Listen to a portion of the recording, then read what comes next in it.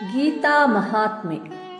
ನಿಮಿತ್ತಾನಿ ಚ ಪಶ್ಯಾಮಿ ವಿಪರೀತಾನಿ ಕೇಶವ ನ ಚ ಶ್ರೇಯೋನು ಪಶ್ಯಾಮಿ ಹತ್ವಾ ಸ್ವಜನಮಾಹವೇ. ಯುದ್ಧರಂಗದಲ್ಲಿ ಎದುರಾದ ಬಂಧು ಬಾಂಧವರನ್ನು, ಸ್ನೇಹಿತರನ್ನು, ಸ್ವಜನರನ್ನು ಕಂಡು ಭ್ರಮೆಗೊಳಗಾದ ಪಾರ್ಥನು ಕೃಷ್ಣನೊಡನೆ ಈ ರೀತಿಯಾಗಿ ತನ್ನ ಅಳಲನ್ನು ತೋಡಿಕೊಳ್ಳುತ್ತಾನೆ. ಹೇ ಮಾಧವ, ನಾನು ಯುದ್ಧ ಮಾಡುವುದಿರಲಿ, ಸ್ಥಿರವಾಗಿ ನಿಲ್ಲುವುದಕ್ಕೂ ನನಗೆ ಆಗುತ್ತಿಲ್ಲ. ನನ್ನ ಮನಸ್ಸು ಭ್ರಮೆಯಿಂದ ಸುತ್ತುತ್ತಿದೆ. ಅಮಂಗಳಕರವಾದ ಶಕುನವನ್ನು ನಾನು ನೋಡುತ್ತಿರುವೆನು. ಯುದ್ಧದಲ್ಲಿ ಸ್ವಜನರನ್ನು ಕೊಂದರೆ ನನಗೆ ಎಂದಿಗೂ ಶ್ರೇಯಸ್ಸಾಗದು. ಜಗತ್ತಿನಲ್ಲಿ ಅನೇಕ ರೋಗಗಳಿವೆ. ಆ ಎಲ್ಲ ರೋಗಗಳಿಗೆ ರೋಗತಜ್ಞರೂ ಇದ್ದಾರೆ. ಆದರೆ ಮನುಷ್ಯನಿಗೆ ಮುಕ್ತಿಯ ದಾರಿ ತೋರುವ ಭವರೋಗ ತಜ್ಞ ವೈದ್ಯ ಶ್ರೀಕೃಷ್ಣ.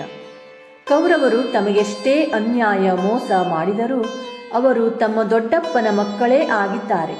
ಮಾತ್ರವಲ್ಲ, ತನ್ನನ್ನು ಮುದ್ದಿನಿಂದ ಕಾಣುತ್ತಿದ್ದ ಭೀಷ್ಮ ಅಜ್ಜ ಸ್ವಂತ ಮಗನಿಗಿಂತ ಹೆಚ್ಚು ವಿಶ್ವಾಸದಿಂದ ಕಂಡು ಬಿಲ್ಲುವಿದ್ಯೆ ಕಲಿಸಿದ ಗುರು ದ್ರೋಣರು, ತಮ್ಮ ಚಿಕ್ಕಪ್ಪ, ಮಾವ, ಗೆಳೆಯರು, ಹೀಗೆ ಎಲ್ಲೆಲ್ಲೂ ತಮ್ಮವರೇ ಇರುವಾಗ ಇವರನ್ನು ಕೊಲ್ಲುವುದು ಹೇಗೆ? ಯುದ್ಧ ಮಾಡಿ ಇವರೆಲ್ಲ ತನ್ನಿಂದ ಹತರಾದರೆ ತನಗೆ ಪಾಪವೇ ಬರುತ್ತದೆ. ರಾಜ್ಯದಾಸೆಯಿಂದ ಈ ಪಾಪ ಕಾರ್ಯವನ್ನು ನಾನು ಮಾಡಬೇಕೇ? ಹೀಗೆಲ್ಲ ಯೋಚಿಸಿ ಮನೋವೇದನೆಯಿಂದ ಬಳಲಿ ಬುದ್ಧಿಗೆ ಮಂಕು ಬಡಿದು ಮುಂದೇನು ಮಾಡಬೇಕೆಂಬ ಪರಿಜ್ಞಾನವಿಲ್ಲದೆ ತೊಳಲಾಡುತ್ತಿದ್ದಾನೆ ಅರ್ಜುನ. ಇಂತಹ ಅಜ್ಞಾನದ ಕತ್ತಲು ಕಳೆಯಲು ಭಗವದ್ಗೀತೆ ಎಂಬ ಜ್ಞಾನದ ಬೆಳಕನ್ನು ನೀಡಿದ್ದಾನೆ ಭಗವಂತ. ಈ ರೀತಿ ಭಗವದ್ಗೀತೆಯ ಒಂದೊಂದು ಅಧ್ಯಾಯವೂ ಮನುಷ್ಯನಿಗೆ ಒಂದೊಂದು ಚಿಕಿತ್ಸೆಯೇ ಆಗಿದೆ. ಮನುಷ್ಯ ಸಹಜವಾದ ಷಡ್ವೈರಿಗಳನ್ನೂ ಹೊರದೂಡುವ ಪ್ರಯತ್ನ 18 ಅಧ್ಯಾಯಗಳ ಮೂಲಕ ಮಾಡಿದ್ದಾನೆ ಶ್ರೀಕೃಷ್ಣ.